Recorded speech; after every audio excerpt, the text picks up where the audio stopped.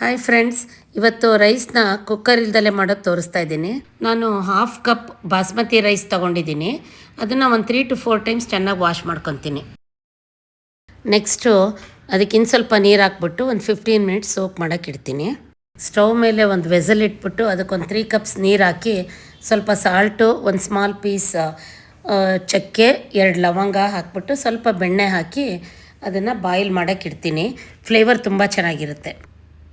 ಈಗ ಬಾಯ್ಲಿಂಗ್ ವಾಟರ್ಗೆ ನಾನು ಸೋಕ್ಡ್ ರೈಸ್ನ ಹಾಕ್ಬಿಟ್ಟು ಒಂದು ಸಲ ಸ್ಟರ್ ಮಾಡ್ತೀನಿ. ಮಾಡಿಬಿಟ್ಟು ಒಂದು 2 ಮಿನಿಟ್ಸ್ ಪ್ಲೇಟ್ ಮುಚ್ಚಿಡೋಣ. It takes about 8 to 9 minutes for basmati rice to cook. ಇವಾಗ ನಾನು ತೆಗೆದು ನೋಡ್ತಾ ಇದ್ದೀನಿ. ಚೆನ್ನಾಗಿ ಕುಕ್ಕಾಗಿದೆ. ಈಗ ಗ್ಯಾಸ್ ಆಫ್ ಮಾಡಿಬಿಟ್ಟು ರೈಸ್ನ ಸ್ಟ್ರೈನ್ ಮಾಡಿಕೊಂಡು ಅದನ್ನು ಒಂದು ಫ್ಲ್ಯಾಟಾಗಿರೋ ಪ್ಯಾನ್ಗೆ ಹಾಕಿ ಸ್ವಲ್ಪ ಸ್ಪ್ರೆಡ್ ಮಾಡ್ಕೊಳ್ಳಿ. ಬಾಸ್ಮತಿ ರೈಸ್ ಅರೋಮಾ ಅಂತೂ ತುಂಬ ಚೆನ್ನಾಗಿದೆ ವಿತ್ ಲವಂಗ ಆ್ಯಂಡ್ ಚಕ್ಕೆ. ಇದನ್ನು ಫ್ರೈಡ್ ರೈಸ್ಗಾದರೂ ಉಪಯೋಗಿಸ್ಬೋದು ಅಥವಾ ಸಾಂಬಾರ್ ಜೊತೆನೂ ಉಪಯೋಗಿಸ್ಬೋದು. Okay, thank you for watching.